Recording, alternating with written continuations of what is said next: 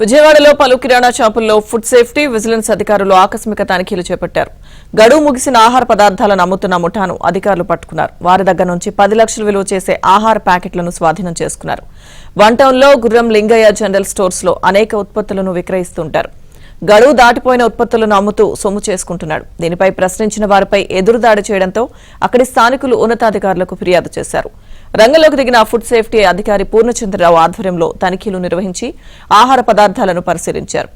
గడువు ముగిసిన ఉత్పత్తులను విక్రయిస్తున్నట్లు అధికారులు గుర్తించారు. ఆహార భద్రత విషయంలో నిర్లక్ష్యంగా వ్యవహరిస్తే కఠిన చర్యలు తీసుకుంటామని ఫుడ్ సేఫ్టీ అధికారులు హెచ్చరించారు.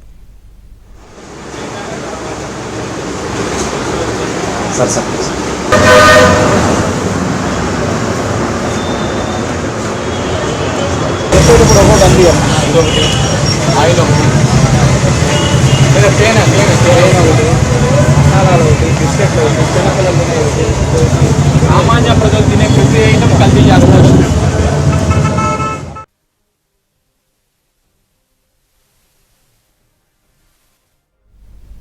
విజయవాడలో ఫుడ్ సేఫ్టీ అధికారులు ఆకస్మిక తనిఖీలకు సంబంధించిన పూర్తి సమాచారం మా ప్రతినిధి ప్రసాద్ అందిస్తారు.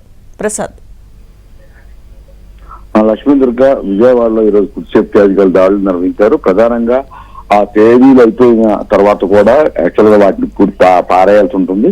కానీ కొంతమంది వ్యాపారులు వాటిని కూడా డిస్కౌంట్లకు ఇస్తామంటూ ప్రజలకు చూపి విక్రయిస్తా ఉన్నారు. ఈ సమాచారం అందుకున్న ఫుడ్ సేఫ్టీ అధికారులు ఈ రోజు వన్ టౌన్ లో కొన్ని షాపులపై దాడులు చేశారు. అందులో ప్రధానంగా ఒక షాపుకు సంబంధించి లోపల దాదాపు 10 లక్షల రూపాయల విలువ చేసే ప్రోడక్ట్లు కూడా తేదీలు అయిపోయి గుర్తించారు. ఇంత మొత్తాన్ని కూడా పూర్తిగా స్వాధీనం చేసుకోవడంతో పాటు ఆ నిర్వాహకులపై కేసులు కూడా నమోదు చేశారు. ప్రధానంగా వీటికి సంబంధించి గత కొంతకాలంగా యథేచ్ఛగా ఈ వ్యాపారం సాగుతున్నట్టు కూడా విచారణ జరిగింది. స్థానికంగా పోలీసులకు కూడా కొంతమంది ఎవరైతే విక్రయదారులు ఉన్నారో వారితో ఫిర్యాదు కూడా చేయించారు.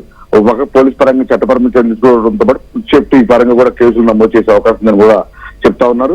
ఎందుకంటే ఈ గుర్రం లింగయ్య జనరల్ స్టోర్స్ అనేది ఎప్పటి నుంచో కూడా కొంచెం రాయితీకి అలాగే 10 నుంచి 30% డిస్కౌంట్ కూడా ఇస్తా ఉంటారు. దీంతో చాలా మంది ప్రజలు కొనుగోలు చేస్తా ఉంటారు పరిస్థితి.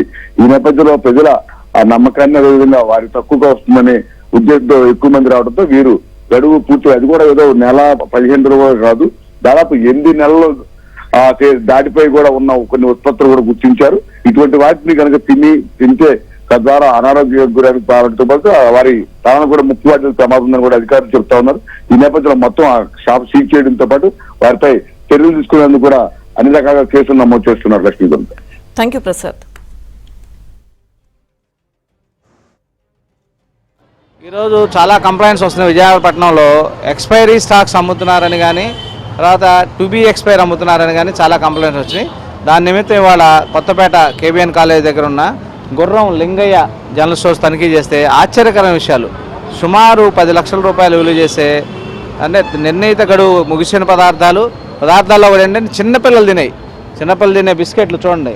ఈ లేబుల్స్ తీసేస్తూ ఉన్నారు, ఎరేజ్ చేస్తూ ఉన్నారు. మ్యానుఫ్యాక్చరింగ్ డేట్స్ అన్నీ కూడా ఎరేజ్ చేసి సాయంత్రం పూట ఈ కౌంటర్లు పెట్టి ఇవన్నీ కూడా కౌంటర్లు పెట్టి అమ్ముతూ ఉన్నారు. అయ్యే కాకుండా మధ్యతరగతి కుటుంబం తీసుకునే డ్రై ఫ్రూట్స్ కానివ్వండి, తేనె కానివ్వండి, ఆటా కానివ్వండి అన్నీ ఎక్స్పైర్డ్. మరి ఆశ్చర్యకరమైన విషయం ఏంటంటే 6 నెలల క్రితం ఎక్స్పైర్ అయింది.